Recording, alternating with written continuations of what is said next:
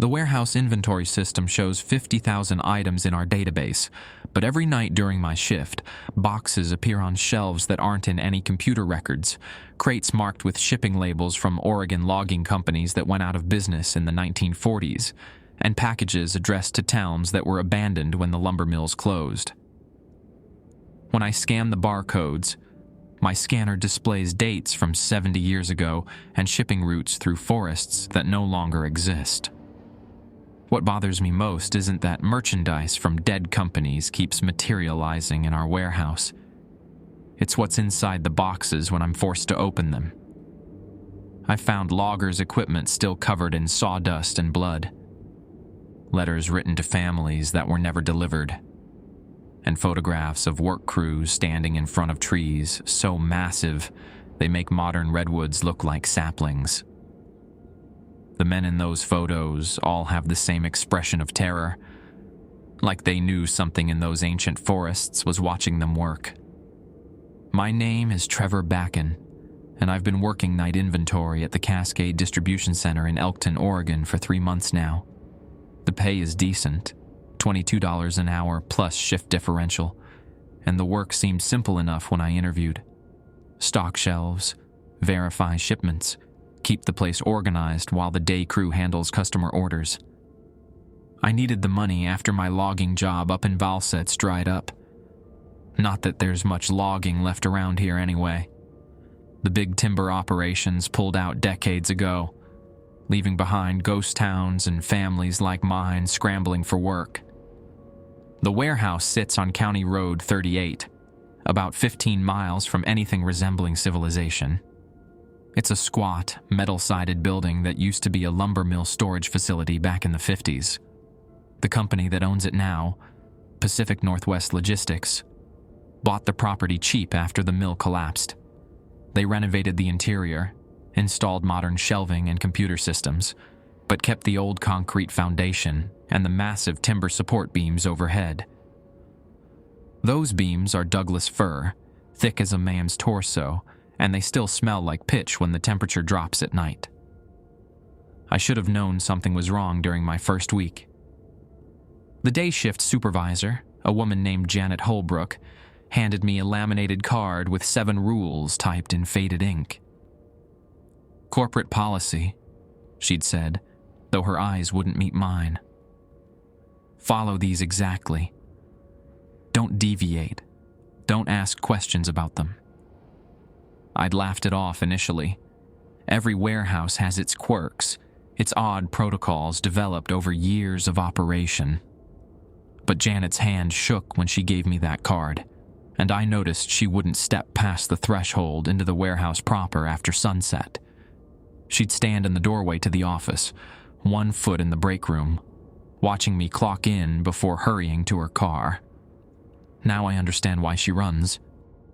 The laminated card felt heavier than it should in my pocket as I walked through the empty warehouse that first real night.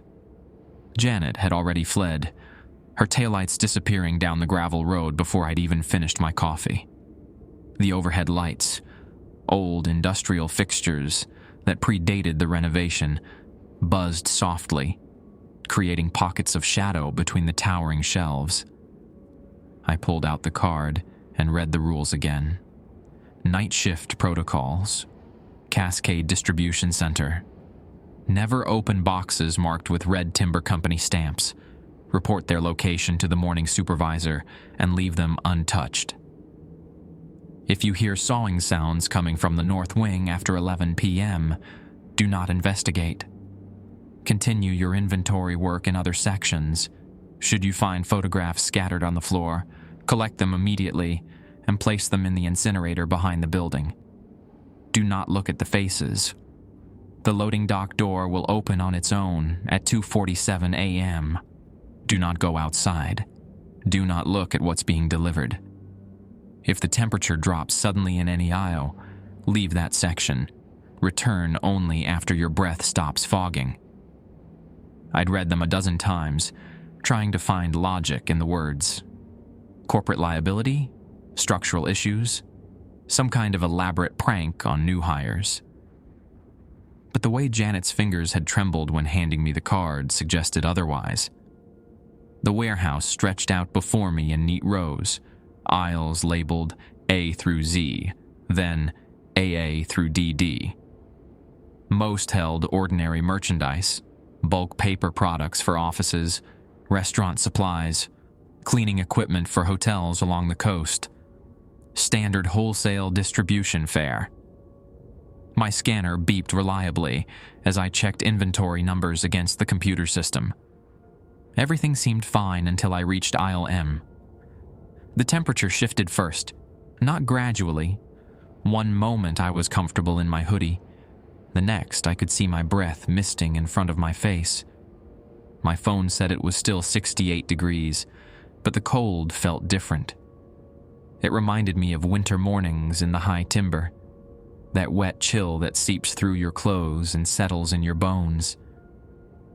I backed out of the aisle per Rule 5, my boots squeaking on the concrete. The cold stopped at the mouth of the aisle like it hit an invisible wall. I stood there watching my breath fog, then clear, then fog again as I tested the boundary. 20 minutes later, I could enter aisle M again. The temperature had normalized. I scanned the shelves carefully. Nothing out of place, nothing unusual. Just boxes of restaurant napkins and bulk paper towels. But something felt wrong about the space now, like the air had been replaced with something that only resembled air. By 10 p.m., I'd covered the eastern half of the warehouse. The work was mindless. Scan, verify, note discrepancies, move on. My legs ached from walking, and I'd already drained 2 energy drinks from the vending machine in the break room.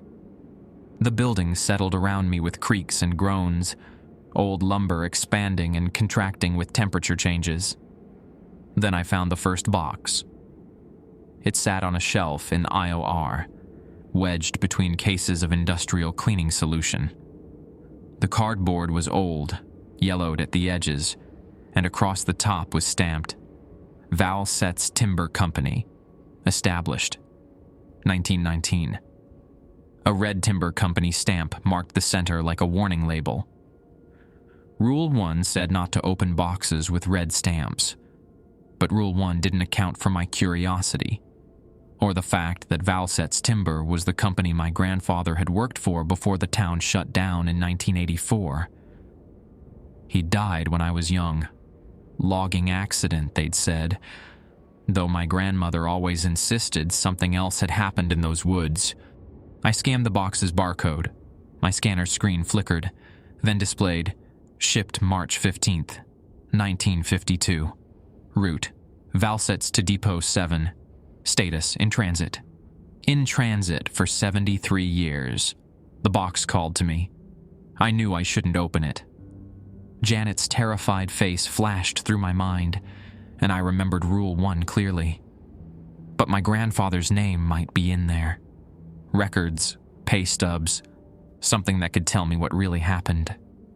My knife was already in my hand before I fully decided. The tape split easily. Decades-old adhesive crumbling to dust. Inside, wrapped in newspaper from 1952, I found a logger's measuring tape still crusted with rust-colored stains, a pair of work gloves stiff with age, and a letter addressed to Mrs. Solvig Backen, Valset's, Oregon. My grandmother's name. My hand started shaking as I unfolded the letter. The letter's ink had faded to brown, but the words were still legible. Solveig. I don't have much time.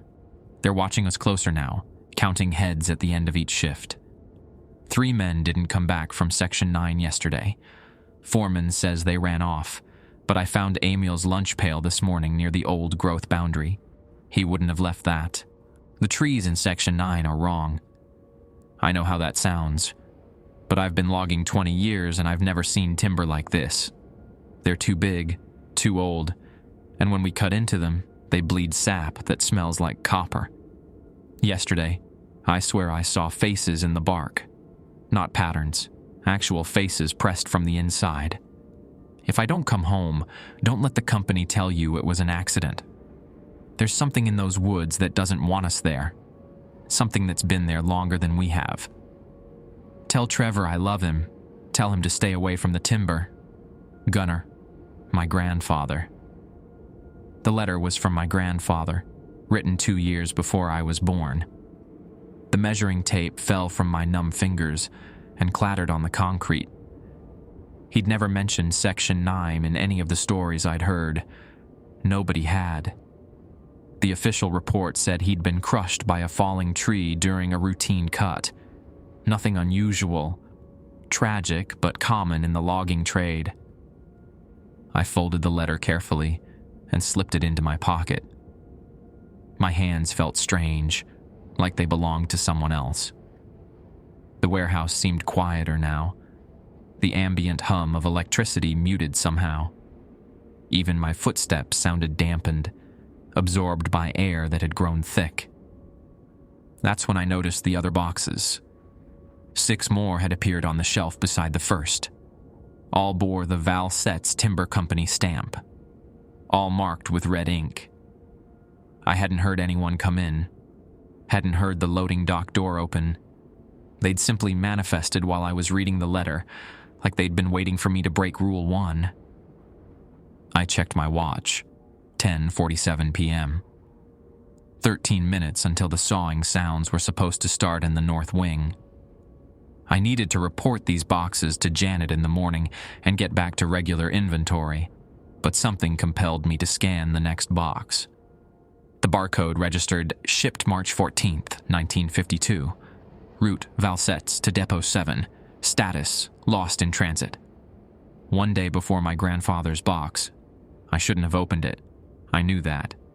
But my knife was already cutting through the tape, decades pulling apart like tissue paper. Inside, I found a hard hat split clean in two, the metal suspension band twisted into knots. The worker's name was still visible on the brim, Emil Thorson. Emil, the man whose lunch pail my grandfather had found. Beneath the hard hat lay a photograph.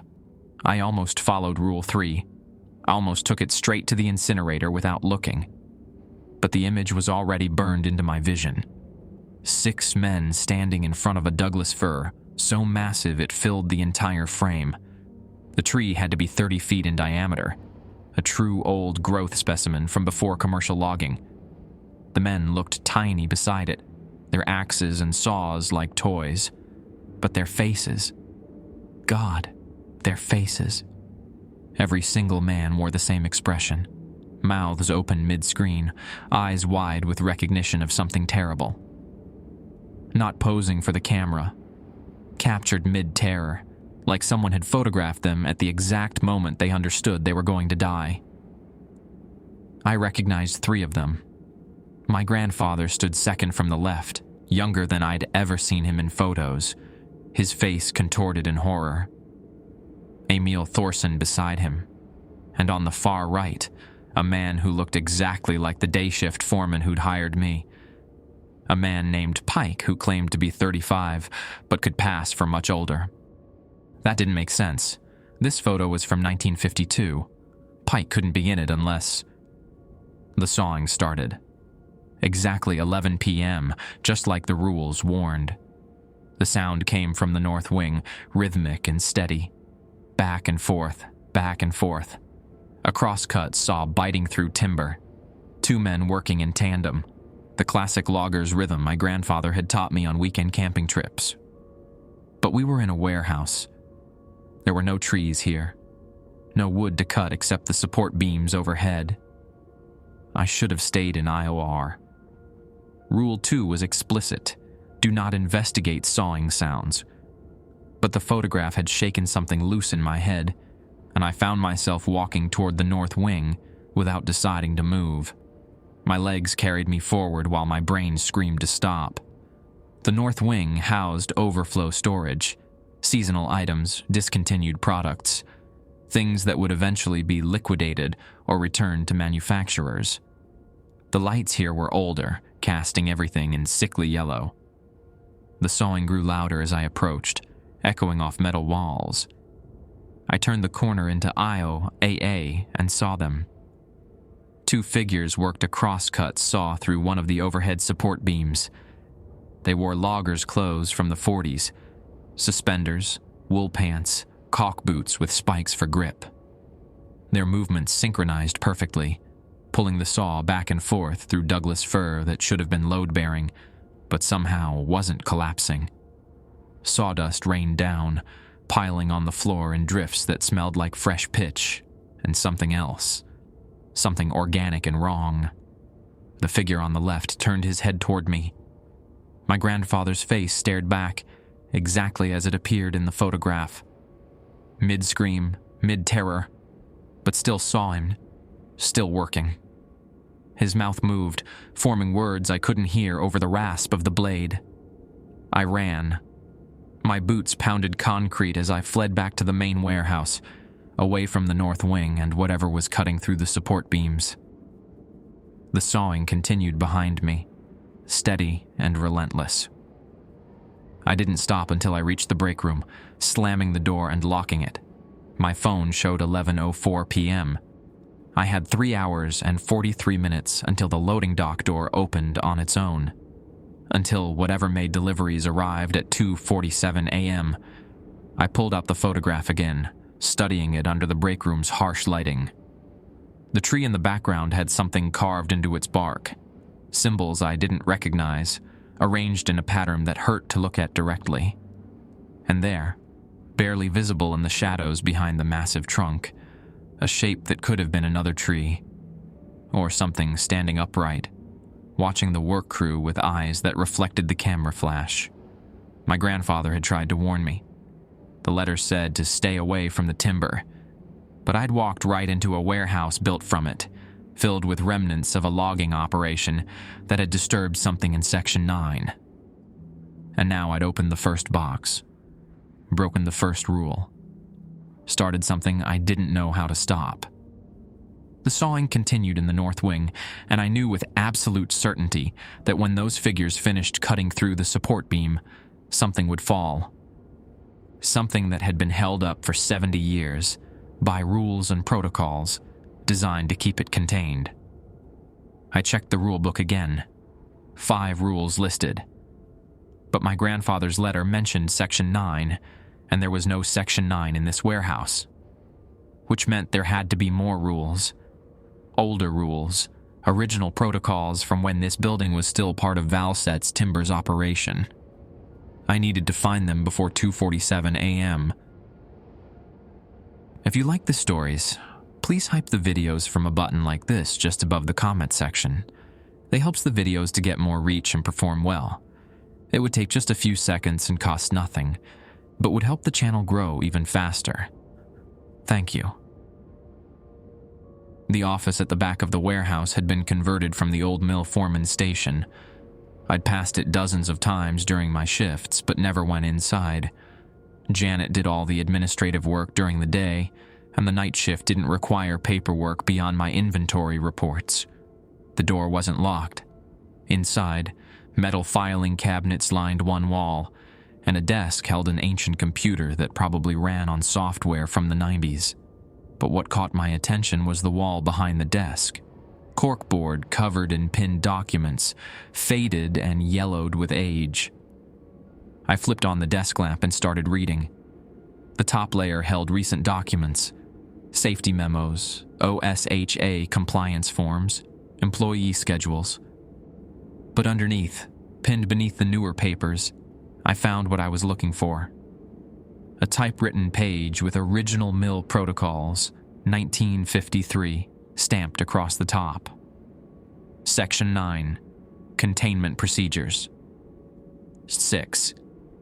Any employee who reports seeing faces in the timber must be removed from duty immediately and sent to the company doctor in Eugene. Do not allow them to return to the facility. 7.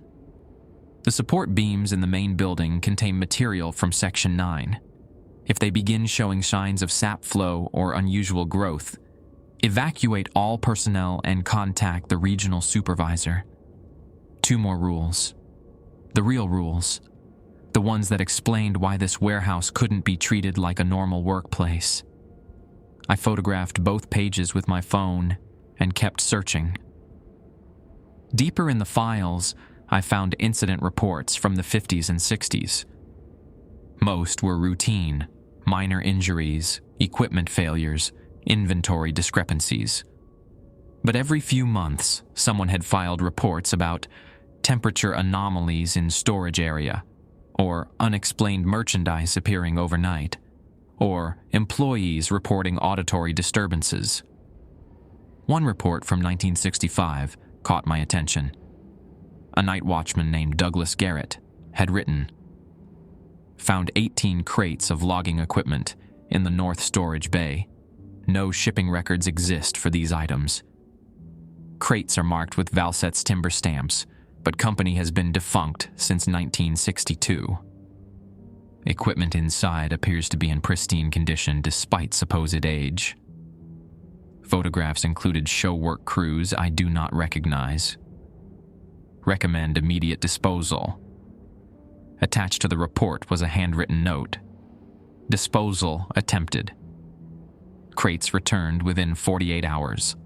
Items cannot be destroyed or removed. New protocol. Containment only.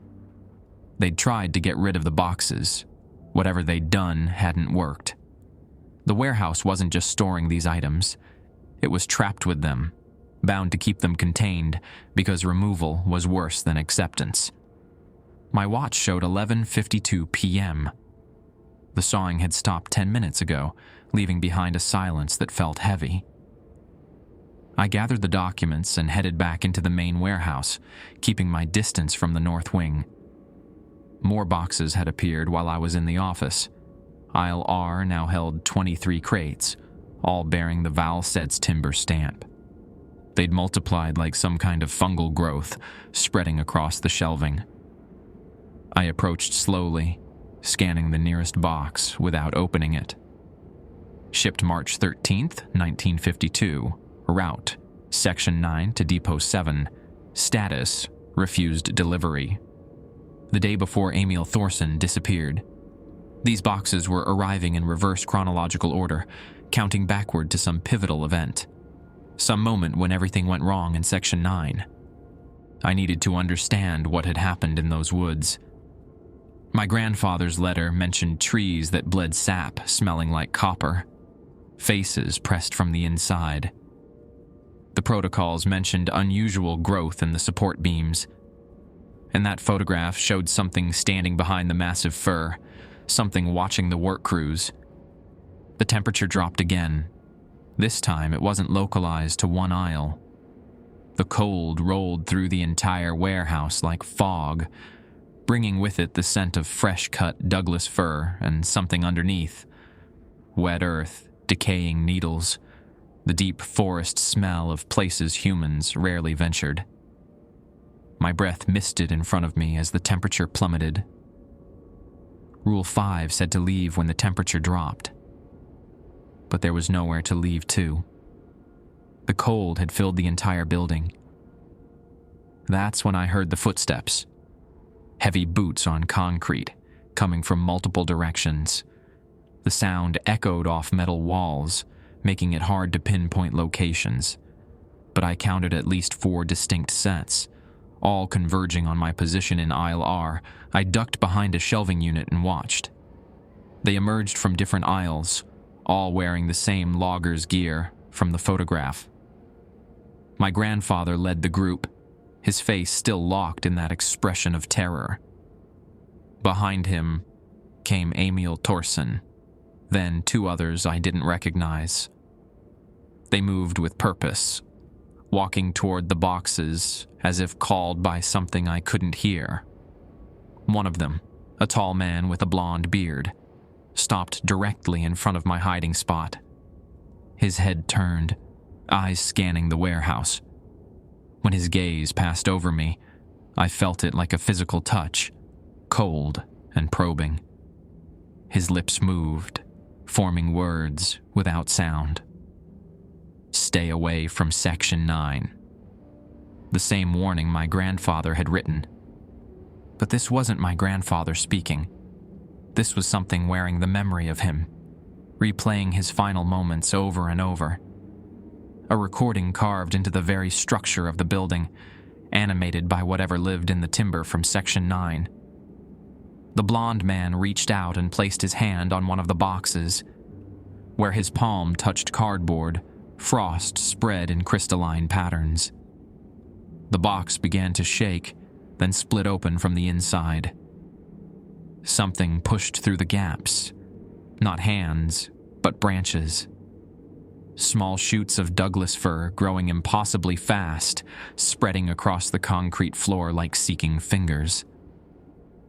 I scrambled backward, knocking over a case of cleaning supplies. The crash echoed through the warehouse. All 4 figures turned toward me in perfect synchronization. They opened their mouths. What came out wasn't words or screams. It was the sound of a tree falling, that creaking groan of wood fibers tearing apart under their own weight, the whistle of branches cutting through air, and finally the earth-shaking impact of tons of timber hitting the ground. I ran for the break room again, that sound pursuing me through the aisles. It grew louder, multiplying, until it seemed like an entire forest was collapsing around me. Shelves rattled. Boxes tumbled to the floor. Overhead, the Douglas fir support beams began to weep sap, thick, amber drops that smelled like copper and rot. Rule 7. The beams were showing signs of sap flow. Protocol said to evacuate and contact the regional supervisor. But I couldn't evacuate. My truck was parked outside, and Rule 4 was explicit. The loading dock door will open at 2:47 a.m., and I must not go outside, which meant whatever was being delivered would arrive in the parking lot, blocking my only exit. I locked myself in the break room and pulled out my phone. No signal. Of course not. The warehouse sat too far from the nearest cell tower, and the metal walls created a dead zone. The office had a landline, but that meant crossing back through the warehouse where those figures still walked. The falling tree sound stopped abruptly at midnight. The temperature began to normalize. Through the break room's small window, I watched the warehouse return to its baseline state. Shelves standing straight, boxes no longer multiplying. But the sap still dripped from the overhead beams, forming puddles on the concrete that reflected the industrial lights like dark mirrors. I checked my phone. 12:04 a.m. 2 hours and 43 minutes until the loading dock door opened. Until whatever came from Section 9 completed its delivery. The documents I'd stolen from the office lay spread across the break room table. I read through them again, looking for any clue about how to survive until dawn. One phrase kept appearing in the incident reports: containment only. This warehouse wasn't just storing boxes from a defunct logging company. It was a containment facility, built on the bones of the old mill specifically to hold items that couldn't be destroyed. The rules weren't safety protocols. They were binding instructions, requirements that kept whatever lived in the Section 9 timber from fully manifesting. And I'd broken Rule 1. Open the boxes. Release something that had been contained for 70 years.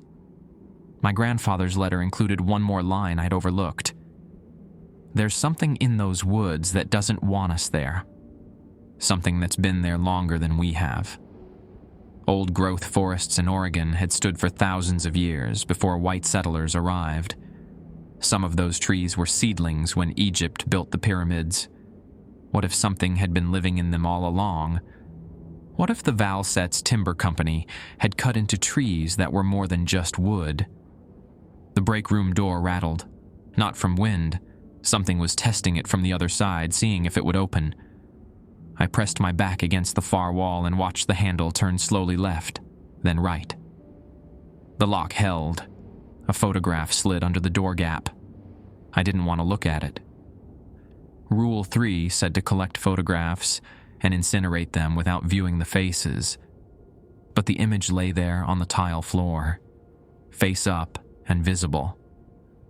It showed the inside of this break room. Same table, same vending machine, same water-stained ceiling tiles.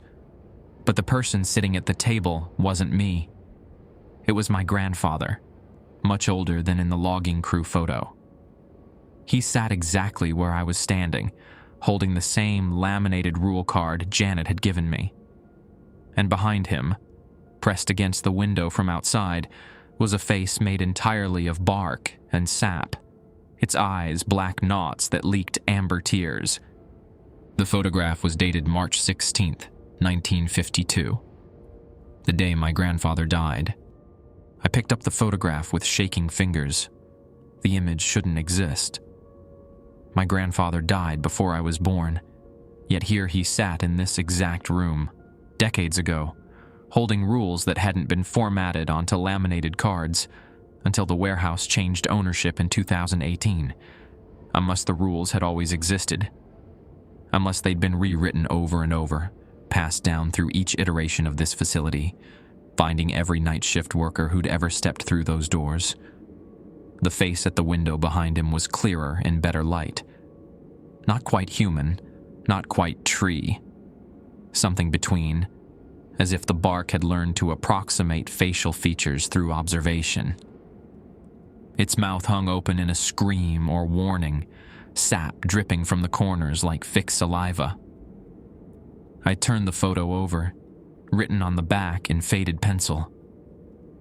They followed us out. GB, my grandfather's initials. He'd been here, in this warehouse, after Section 9, after whatever happened in those woods. The official story said he died in the forest, crushed by a falling tree. But this photograph proved he'd made it back to the mill.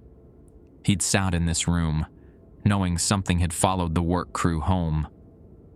A sound like wind through branches filled the warehouse, though no air moved. I pressed my ear against the break room door and listened. The whisper of needles, the creak of swaying trunks, bird calls from species that hadn't lived in Oregon timber country for decades. The warehouse was transforming into the forest it had been built from. My watch showed 12:47 a.m., 2 hours until the loading dock door opened. I had to get to the office phone. Had to call someone, though who would believe this? The police? Janet? The regional supervisor mentioned in the protocols. But staying in the break room meant waiting for whatever lurked outside to find a way in. I cracked the door open. The warehouse had changed. Moss grew between the concrete floor sections, spreading in patches of deep green. The metal shelving units were still there, but vines had begun winding around their supports, small chutes reaching upward toward the overhead lights, and between the aisles, where there should have been open walkways, saplings had sprouted. Douglas fir seedlings growing at an accelerated rate, already reaching 2 feet tall. The forest was reclaiming this space, undoing 70 years of human construction in a matter of hours.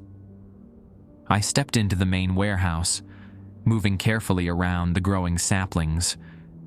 They swayed as I passed, though no breeze touched them, following me, tracking my movement through some alien sense that had nothing to do with eyes or ears. Aisle R had become impassable.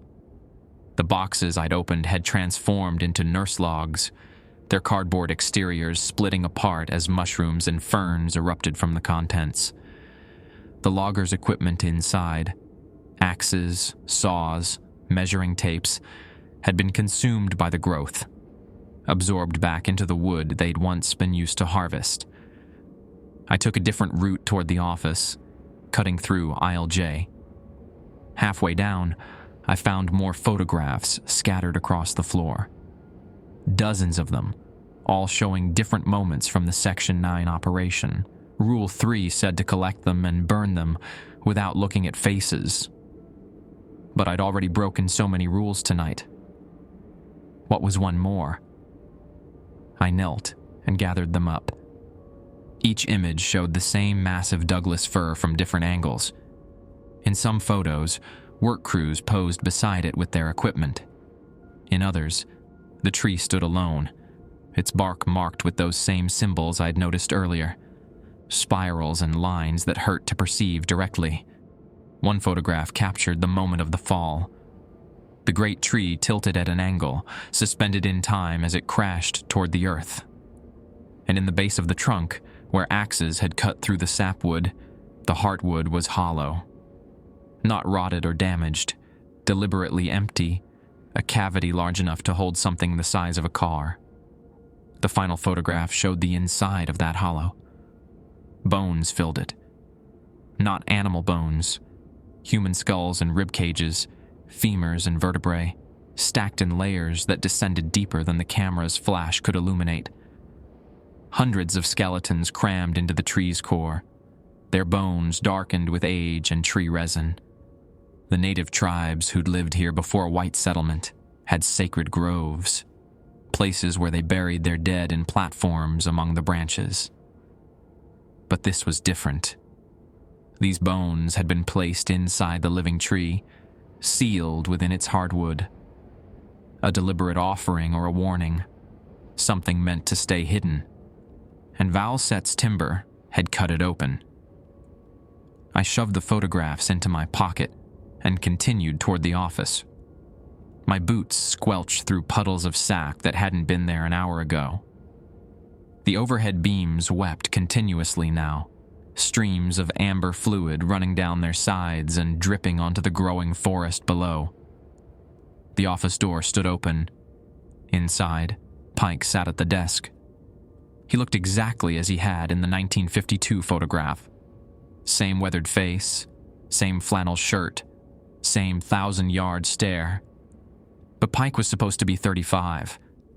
The man in front of me could have been 60, 70, ageless in the way old-growth trees were ageless.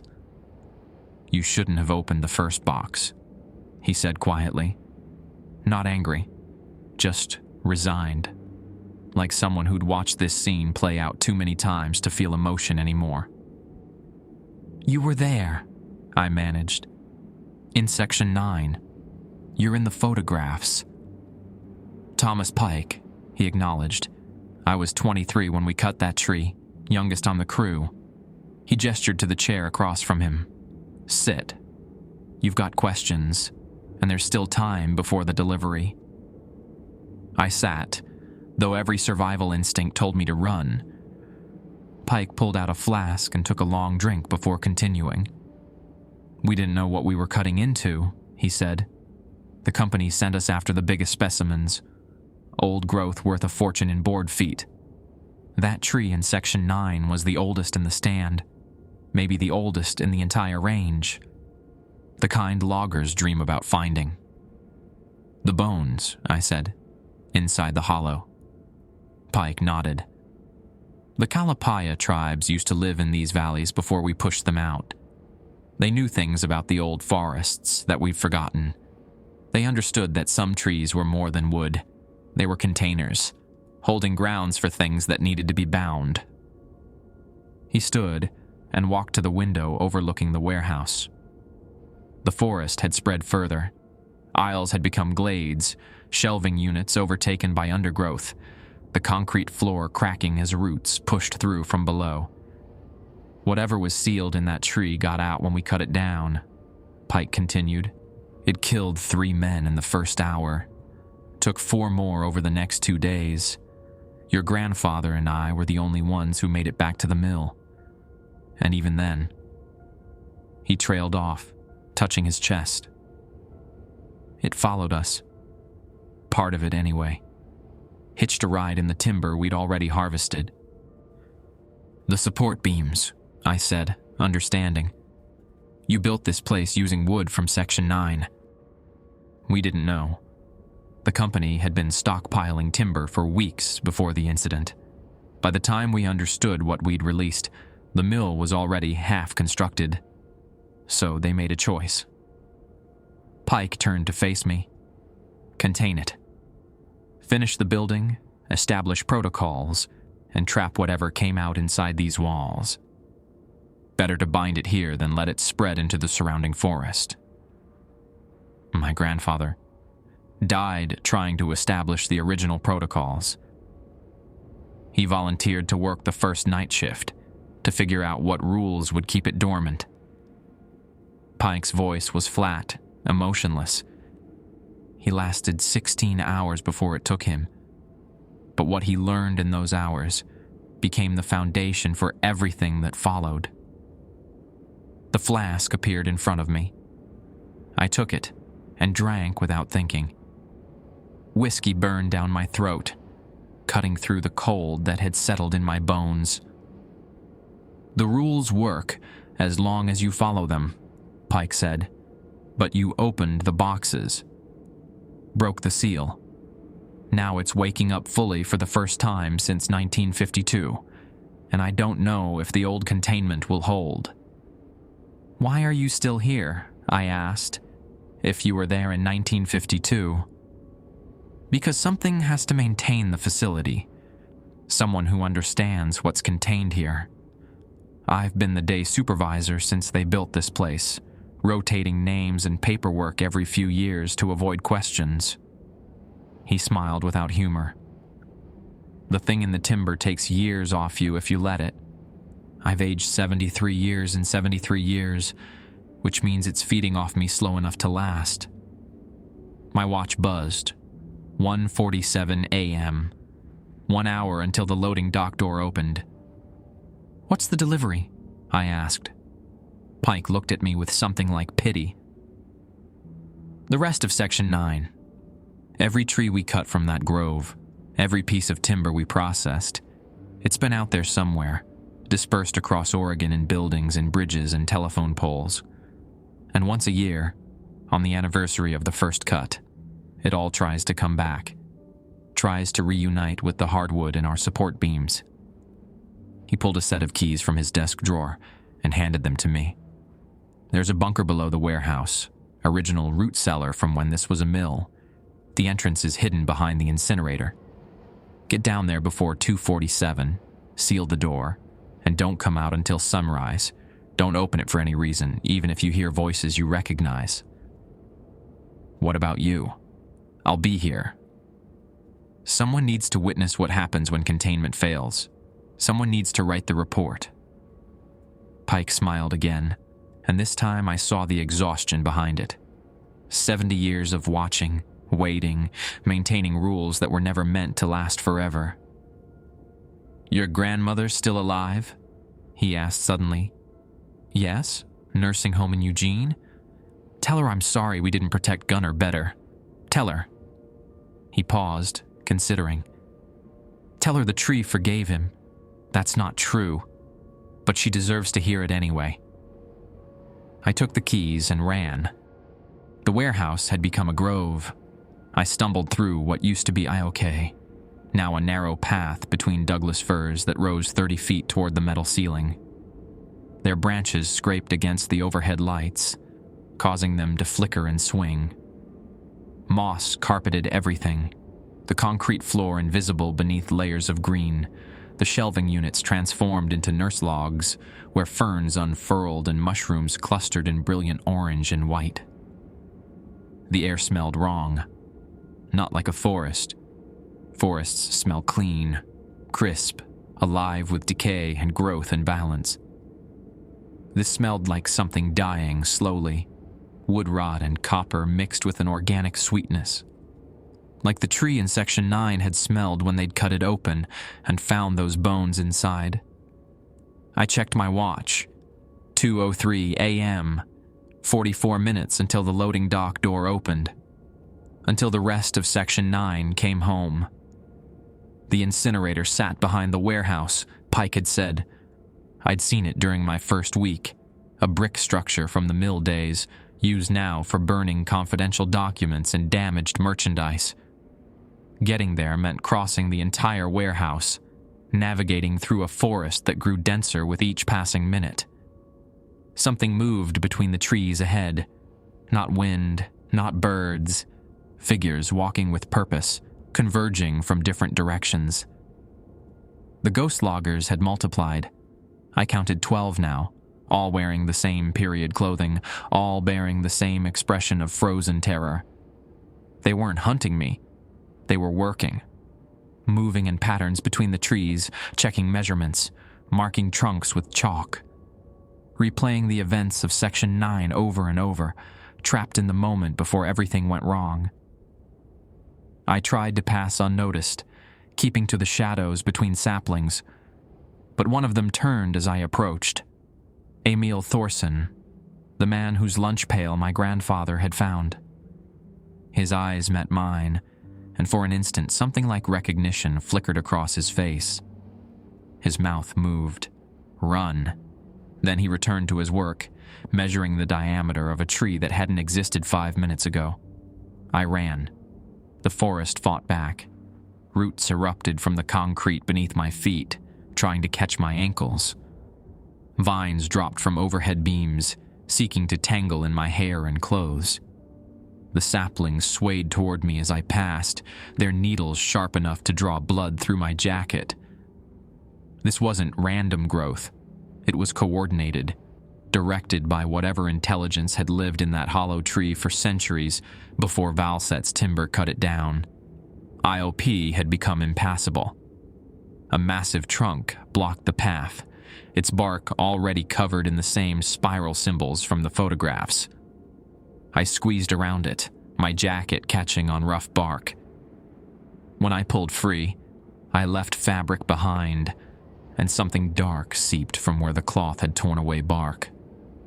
Not sap. Too thick, too red. The tree was bleeding. I pressed forward through aisle Q. More photographs lay scattered here, blown by a wind that existed only in the past. I glimpsed images as I passed. The work crew eating lunch, the massive hollow tree before the fall, something dark moving between the trunks in the background. Every photo included that shape, barely visible at the edges. Watching, waiting for the moment when axes bit deep enough to break the seal. My grandfather had seen it, had understood what they were about to release. The letter said the trees in Section 9 bled sap that smelled like copper. The same smell filling the warehouse now, growing stronger with each drop that fell from the overhead beams. 2:17 a.m., 30 minutes. The north wing opened before me. I'd avoided it all night per Rule 2, but the most direct path to the back of the warehouse led straight through. The sawing had stopped hours ago, but I could see what the ghost loggers had been cutting. The main support beam had been severed halfway through. The warehouse ceiling sagged visibly where the beam no longer bore its weight, metal groaning under stress. But the beam hadn't fallen. Something held it in place. Roots had grown into the cut, wrapping around both sides of the severed timber, binding it together with living wood. The roots pulsed.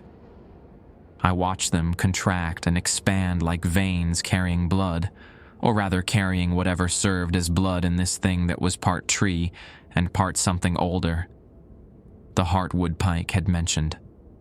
The core of the hollow tree now distributed through every beam in this building, connected by a network of roots that defied physics and biology.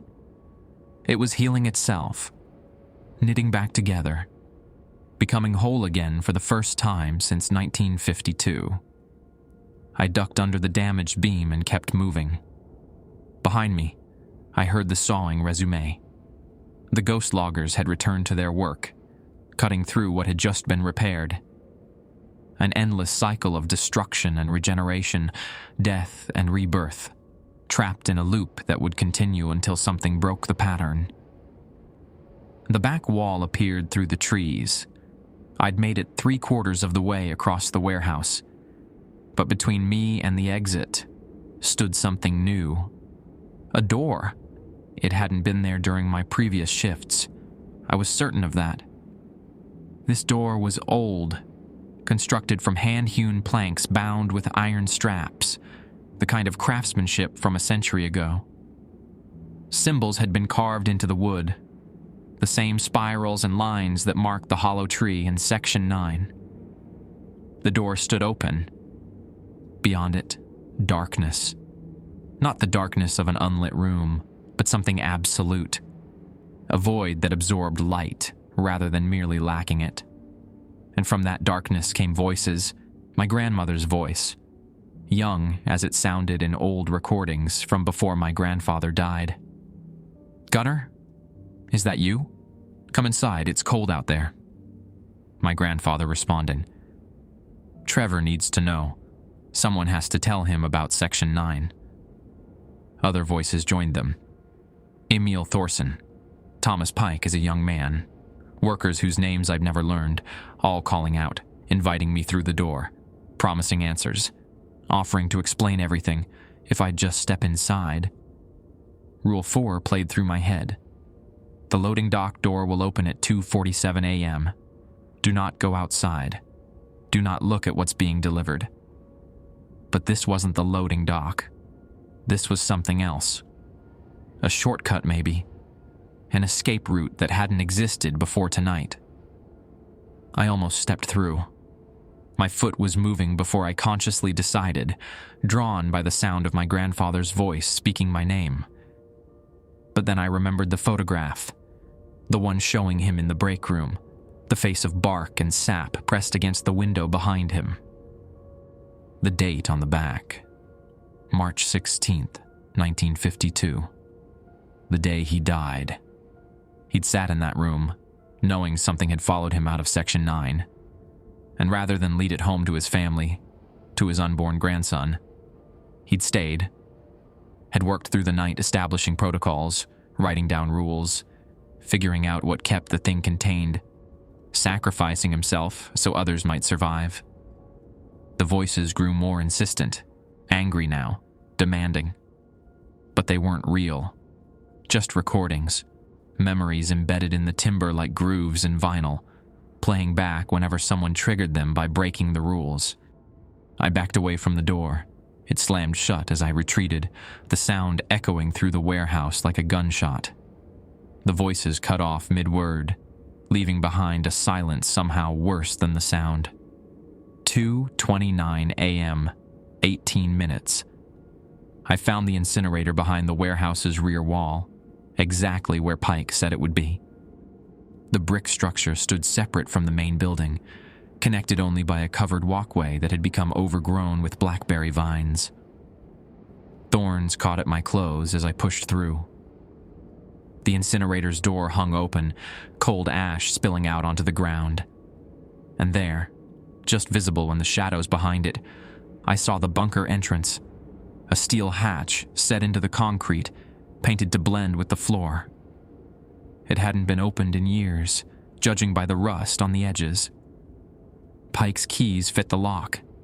The hatch groaned as I pulled it open, revealing a ladder descending into darkness. The air rising from below smelled stale and cold, but normal.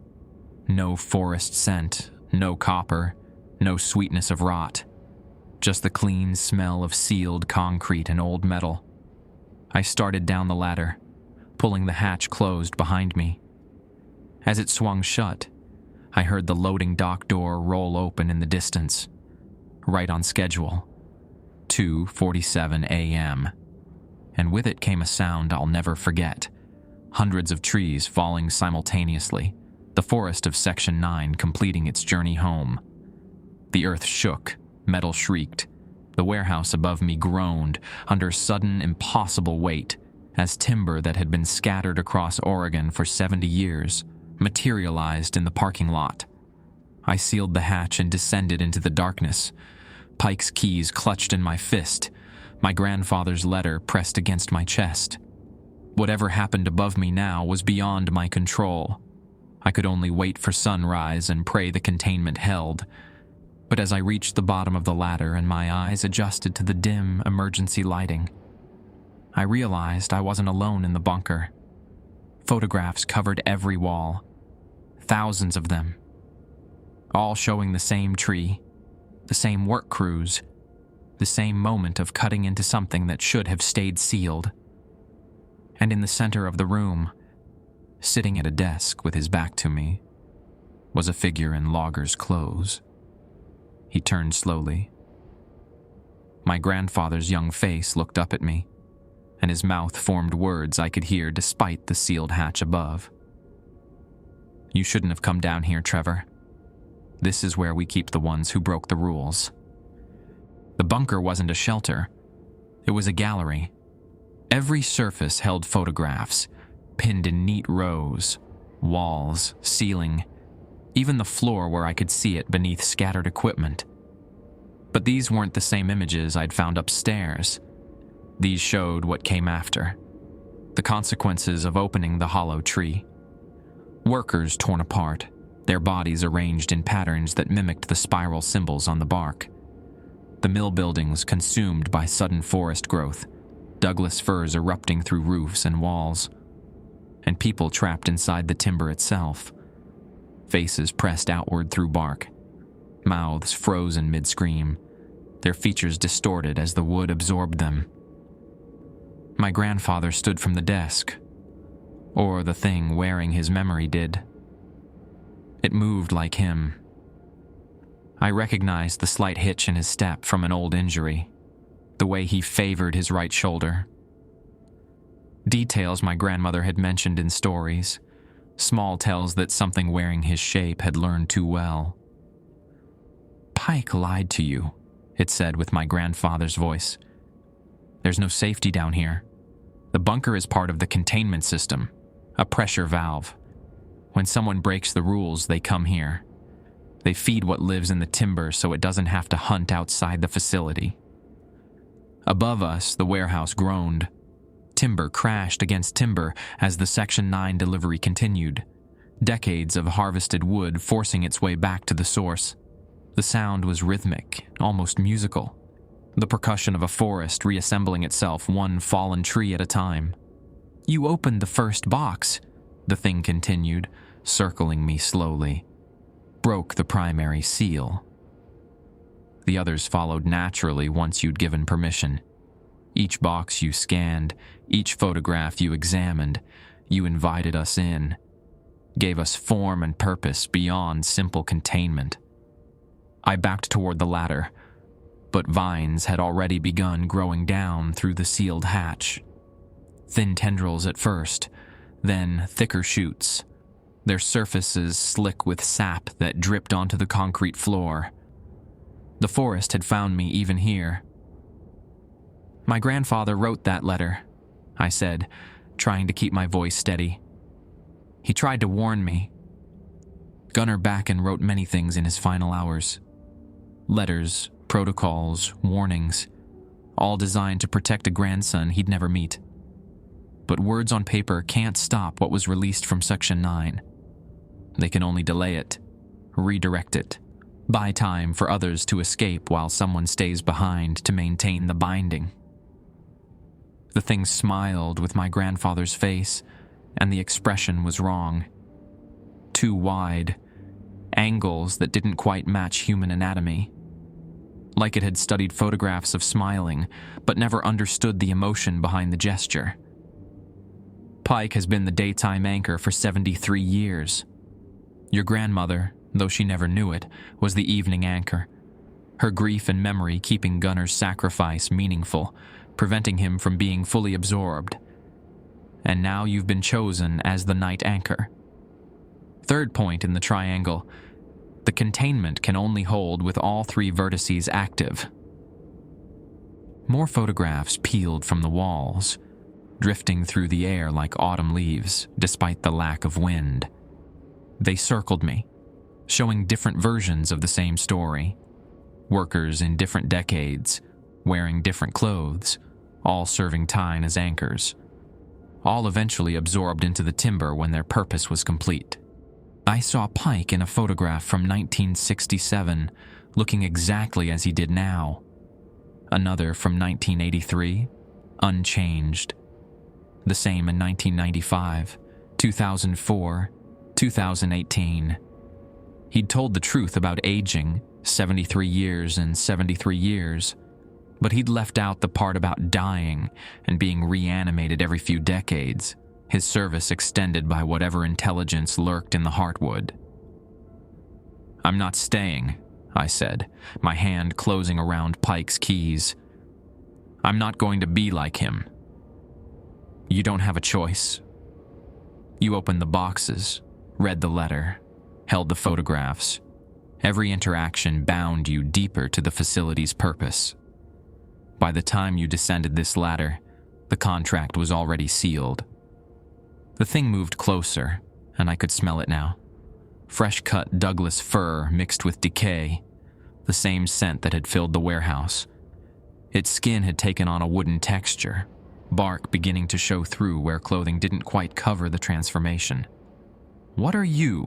I demanded. "We are the Kalapuya dead, the bones sealed inside the tree for 200 years before your kind arrived. We were placed there by our descendants as guardians, bound to the oldest timber to protect the groves from those who would harvest without understanding. But your loggers cut us open, released us.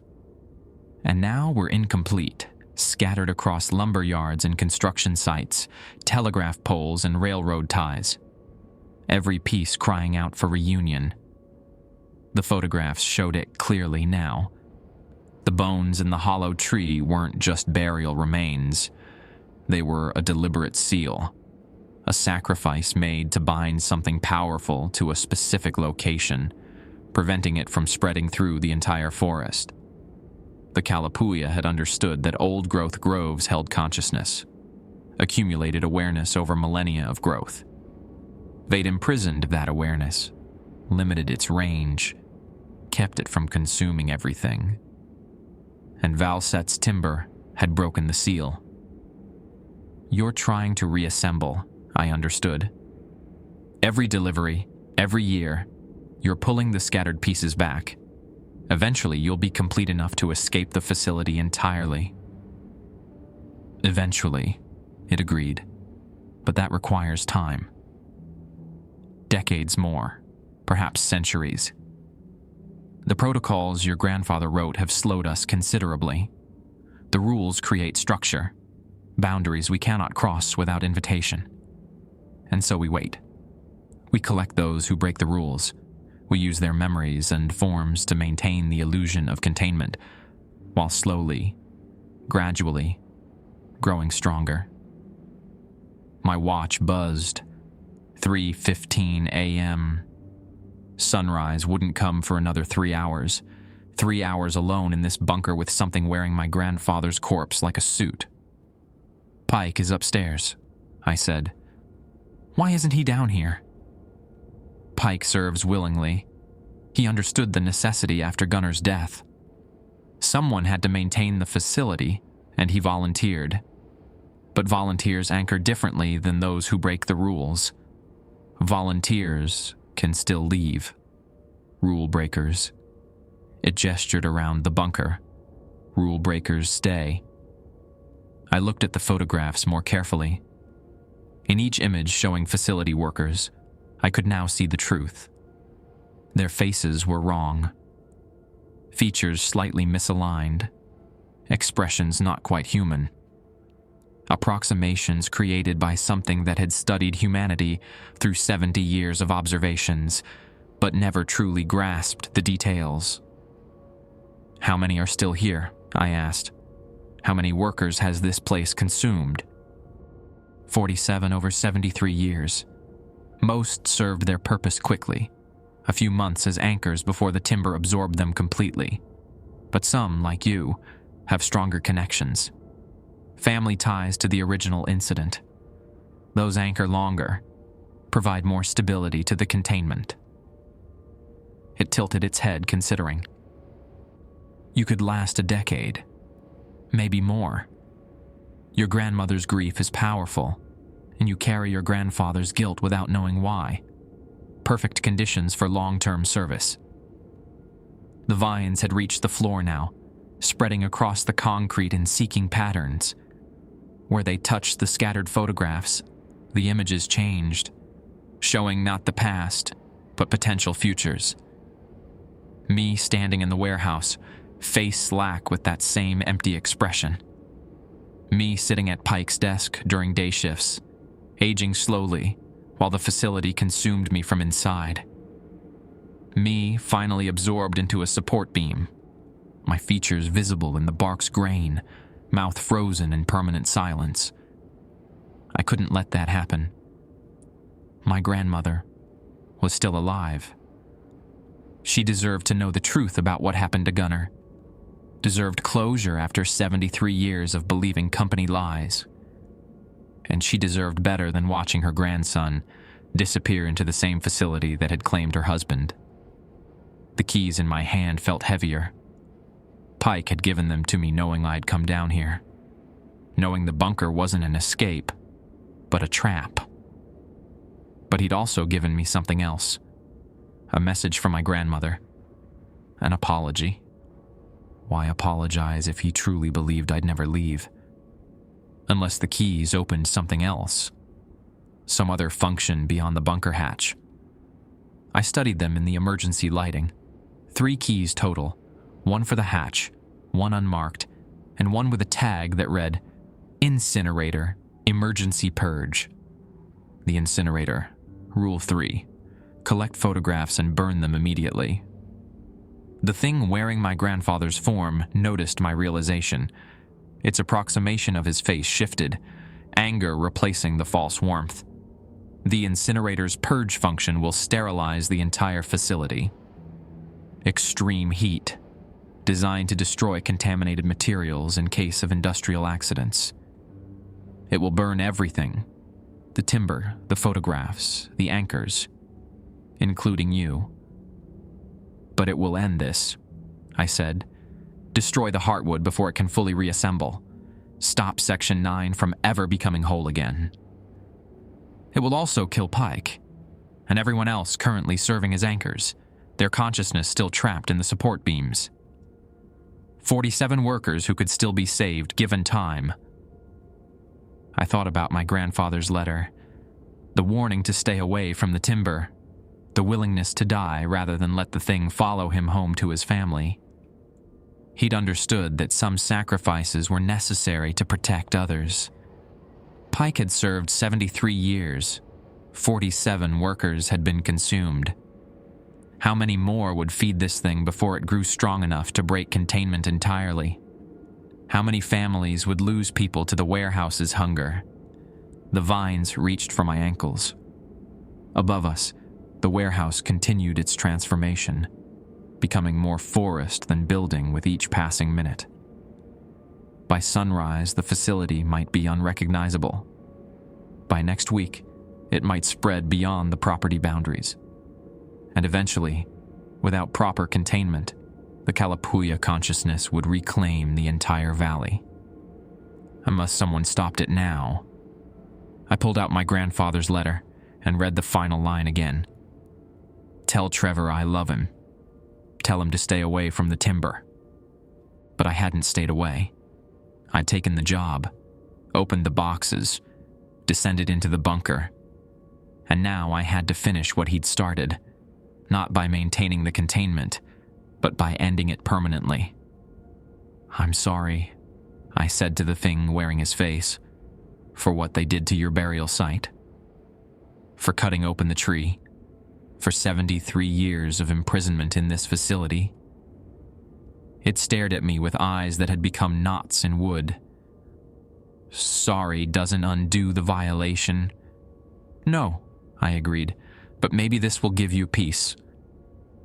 I ran for the ladder. The thing lunged after me, but it was still bound to the bunker's center by invisible tethers. Its hand caught my jacket and held, bark cutting through fabric like razors.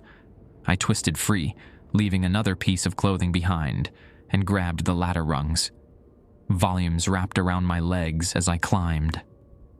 I kicked them away, hauling myself upward 1 rung at a time.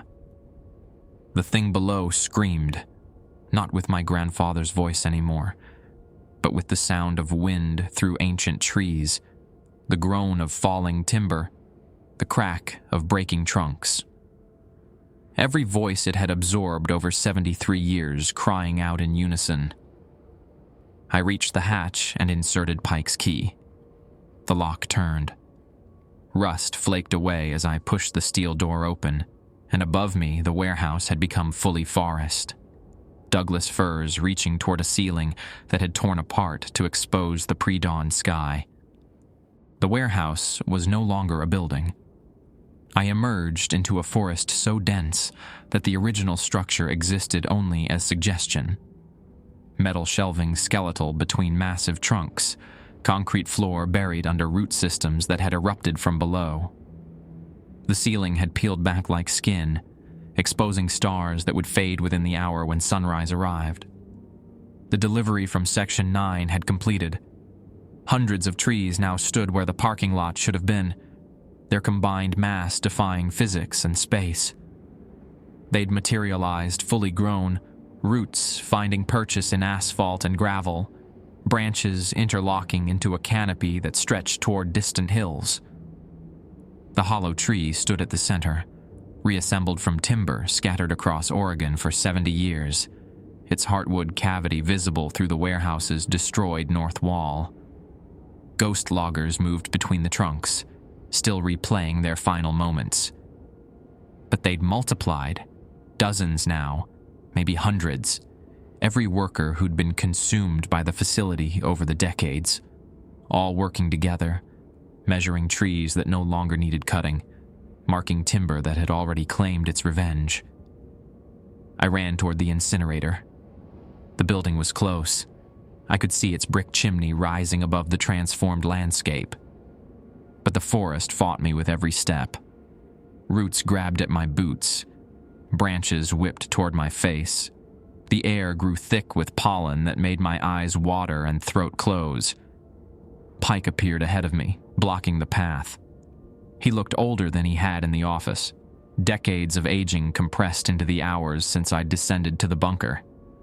Deep lines cut through his face, and his hands shook as he raised them in a stopping gesture.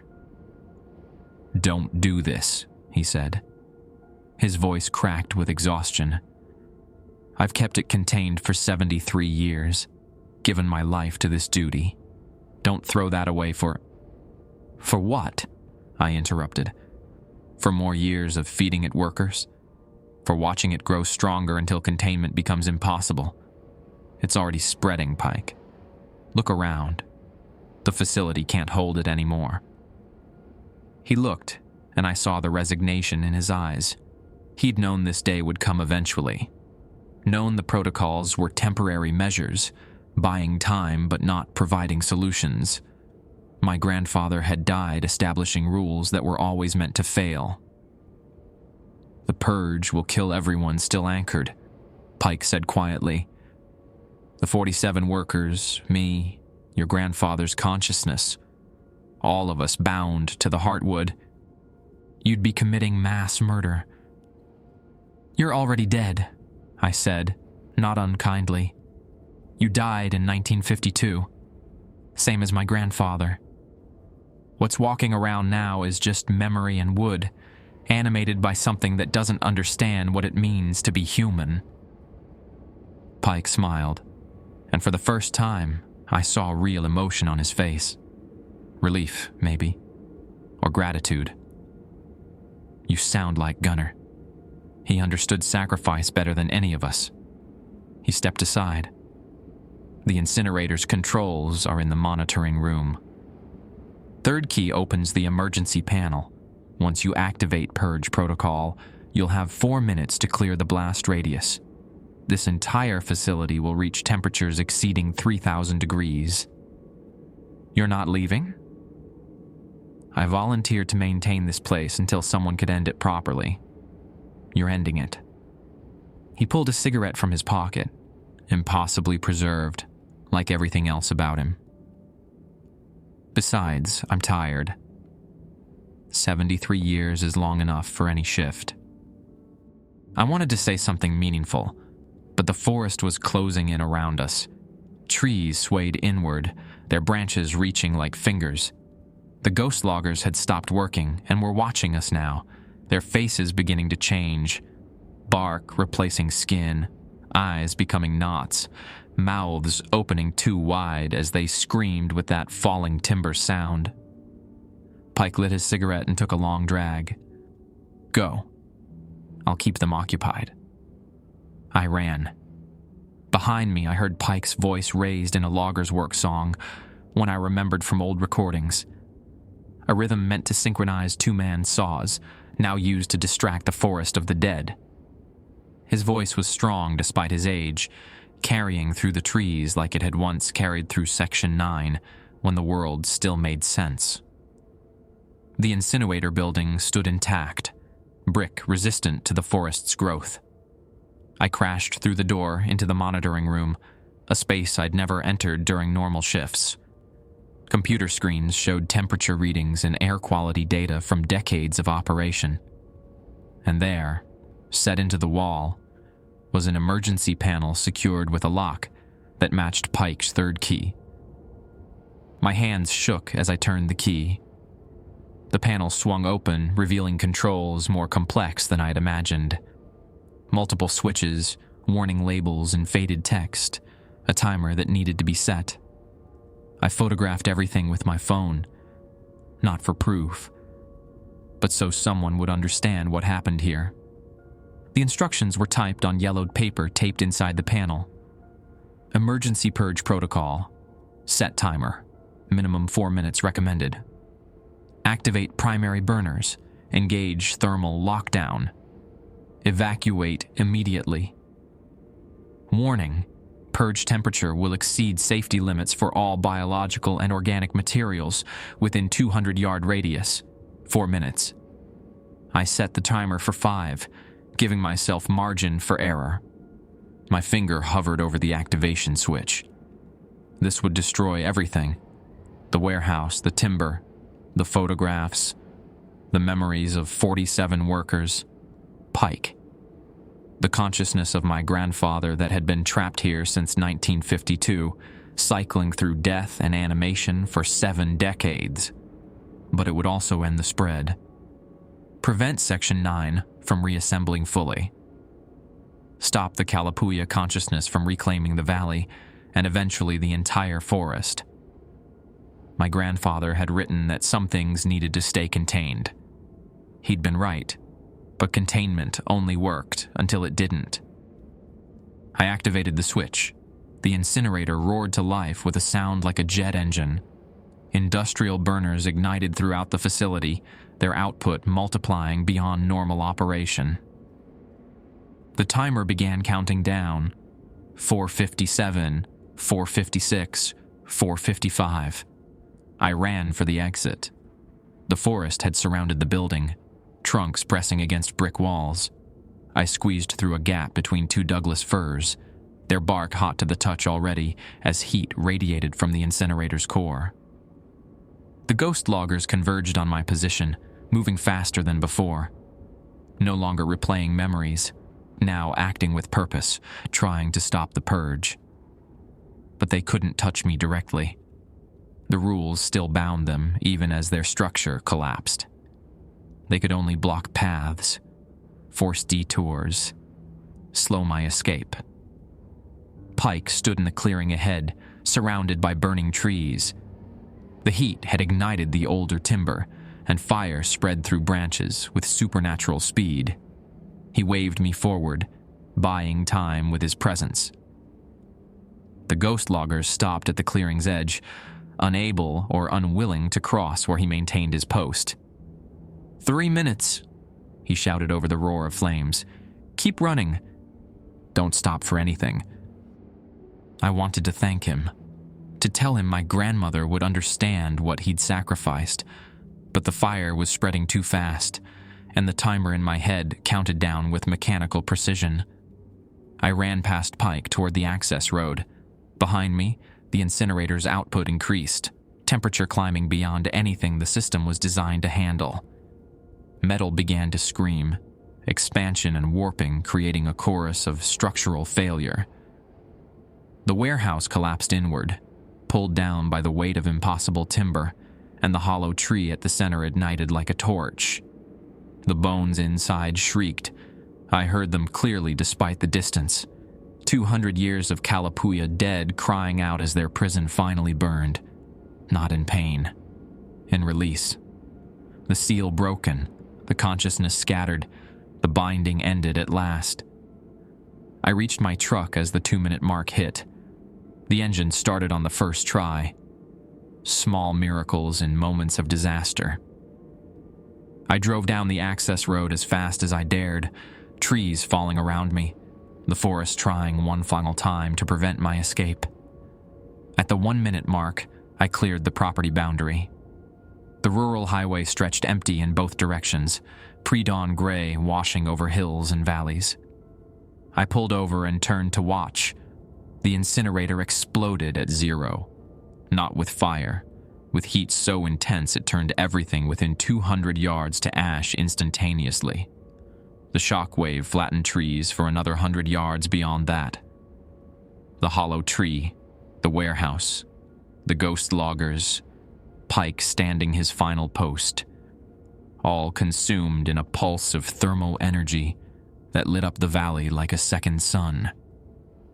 I sat in my truck and cried. For my grandfather, for Pike, for 47 workers whose names I'd never know, for the Kalapuya ancestors who'd been imprisoned in timber for 2 centuries, then scattered for 7 decades more, and who'd finally found peace in fire. The sun rose properly 20 minutes later, washing the valley in morning light. Where the Cascade Distribution Center had stood, only scorched earth remained. The forest was gone. The warehouse was gone. Everything that had been Section 9 was ash and silence. I drove to Eugene, to the nursing home where my grandmother lived. She deserved to know the truth, deserved to hear that Gunnar Bakken had been a hero, that his sacrifice had protected not just his family, but everyone who might have encountered the thing in the timber. And she deserved to hear Pike's apology, even if it came 73 years too late. My grandmother sat in her wheelchair by the window, morning sun warming her face. At 93, Solveig Bakken had outlived most of her generation. Her hands were wrinkled and spotted, but they were steady as she unfolded the letter I'd brought, the one her husband had written 73 years ago, telling her to keep their unborn grandson away from the timber. She read it twice. Tears tracked down her cheeks, but she smiled. I knew, she said quietly, not the details, but I knew Gunnar didn't die the way they said. The company man who came to our door, he couldn't look me in the eyes, and the casket they gave us was sealed, said the accident was too severe. But I heard him sometimes, late at night when I was pregnant with your father, heard him calling from the woods behind our house in Valsets. She touched the letter like it was sacred. Thank you for bringing this, for finding the truth. There's more, I said, and told her everything. Section 9, the hollow tree, the Kalapuya seal, Pike's 73 years of service, the emergency purge that had destroyed the facility and freed everyone trapped inside. When I finished, she nodded slowly. You did what Gunnar would have wanted. Let those people rest. She looked at me with sharp eyes that hadn't dimmed despite her age. And you got out. That's what matters. You didn't stay to maintain something that was never meant to last forever. The news had covered the explosion, calling it an industrial accident at a warehouse facility. Gas line rupture, they said. Tragic but isolated. No casualties reported because officially, no one was on site during night hours. Janet Holbrook had vouched for that, telling investigators I'd called in sick that evening. I hadn't called in sick, but Janet knew. She'd been running from that place every sunset for years, and when the facility burned, she'd helped bury the truth with it. Pacific Northwest Logistics sold the scorched property within a week. The new owners planned to build a solar farm. Nothing organic, nothing that could take root. I'd watched the survey crews walking the site, measuring boundaries, and felt relief when they reported the soil was too damaged for anything to grow there for decades. My grandmother handed the letter back to me. Keep this. Pass it to your children someday, if you have them.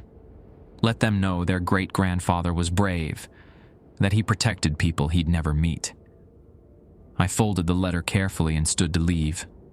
She caught my hand. "Trevor, do you still hear them? The trees?" I'd been hoping she wouldn't ask, but lying to her felt wrong after everything she'd endured. Sometimes, mostly in dreams, but they're not angry anymore. Just present, like they're watching to make sure I remember. She squeezed my hand. "Good. Memory is the price we pay for survival. Don't forget what happened in Section 9, but don't let it consume you either. Your grandfather wouldn't want that." I kissed her forehead and left the nursing home. Outside, the Eugene streets were normal. Coffee shops opening, people walking dogs, traffic building toward morning rush. The world continued like the Cascade Distribution Center had never existed. But I know better now. I know that Oregon's forests hold more than timber and wildlife. I know the old-growth groves remember every cut, every violation, every seal broken by people who thought they owned what they could harvest.